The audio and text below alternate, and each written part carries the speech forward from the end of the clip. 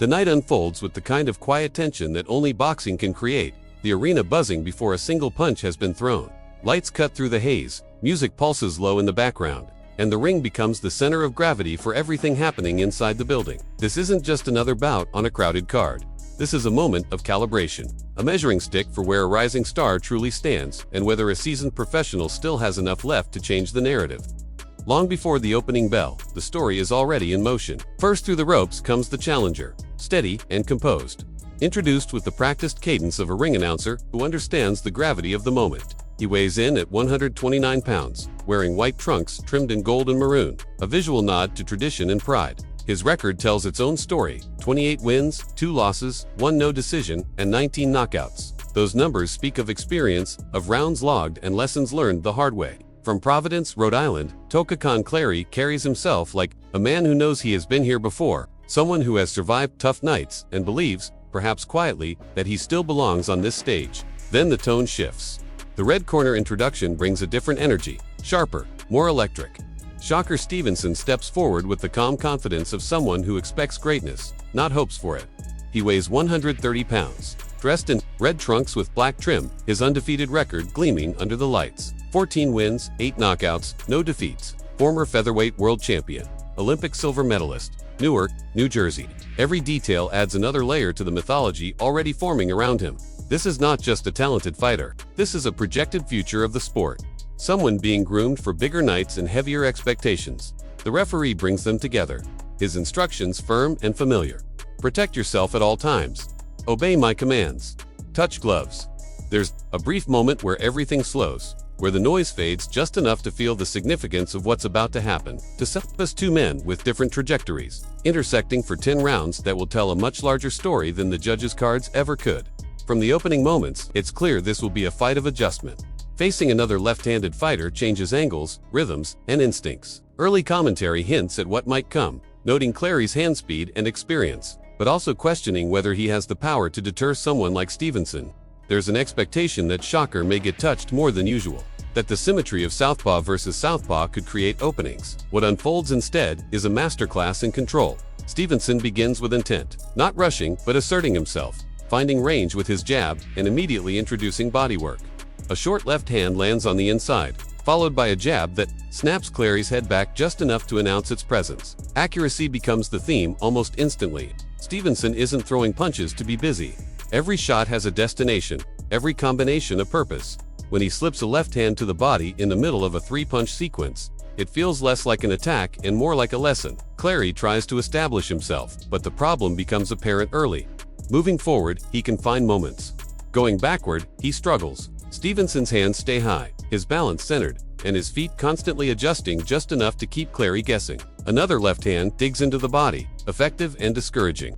That word starts to hang in the air, repeated by commentators who recognize what this kind of precision does to a fighter's spirit. Round 2 brings more of the same, but with added layers. Clary lands a good shot early, a reminder that he's not there simply to survive. Stevenson responds immediately, answering with an uppercut after a body shot, then flowing into a sharp combination that looks effortless. Clary tries to go downstairs, himself aiming for the belt line, but Stevenson is already a step ahead, turning defense into offense in the same motion. There's a psychological battle unfolding beneath the punches. Facing someone like Stevenson can make a fighter forget that he belongs in the ring, not because he lacks skill, but because the pace, the accuracy, and the constant pressure leave no time to think. Clary is a counterpuncher by nature, cautious, reactive, and reliant on rhythm. Stevenson disrupts that rhythm with feints, double jabs, and sudden changes in tempo. He takes Clary's strengths and makes them liabilities.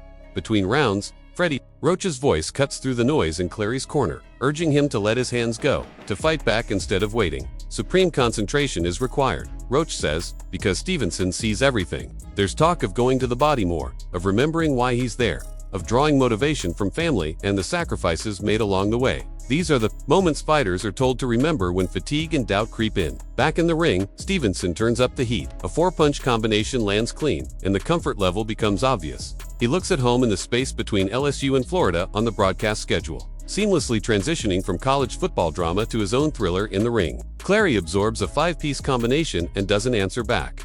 And the commentary shifts from tactical analysis to questions of mindset.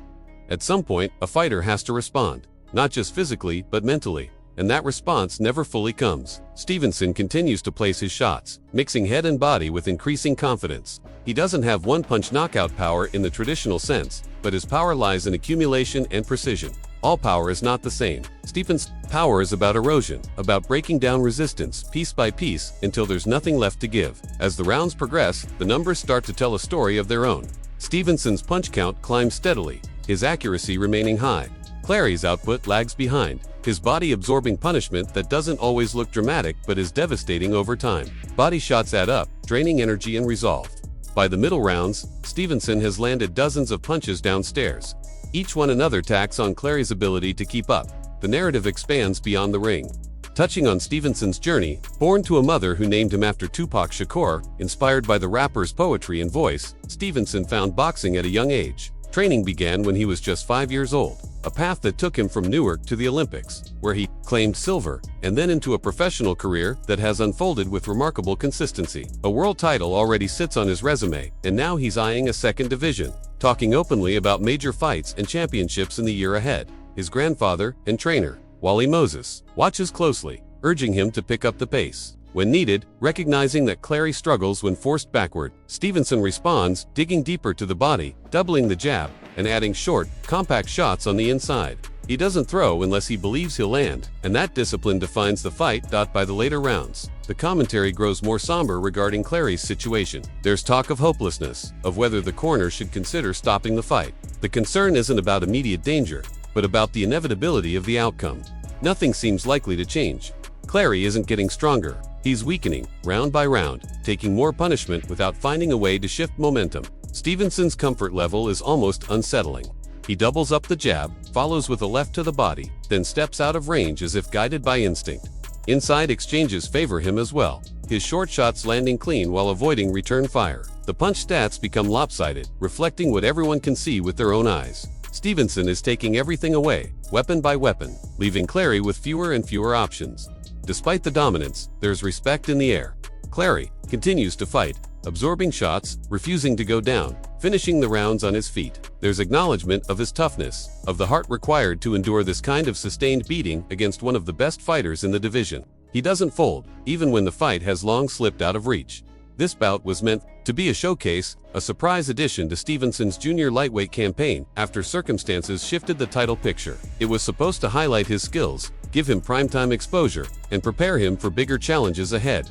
Stevenson embraced the opportunity, stepping in against another southpaw without hesitation, and delivered exactly what was expected, and perhaps more. As the final bell sounds after 10 rounds, the outcome feels inevitable. The judges' scorecards confirm it, all three reading 100-90, a shutout, a unanimous decision victory for Shakur Stevenson, who improves his record to 15-0. There's no knockout to punctuate the night, but none is needed. The performance speaks volumes. Stevenson leaves the ring, having shown growth, variation, and an evolving inside game. He has demonstrated that his power is increasing, his physical strength improving, and his understanding of how to dismantle an opponent becoming more sophisticated with each fight. Everything Clary gave him, he took advantage of. Every mistake was punished. Every opening was exploited. This wasn't just a win. It was a statement about where Shakur Stevenson stands right now and where he's headed next. The lower weight classes are gaining attention, and Stevenson is positioning himself at the center of that spotlight.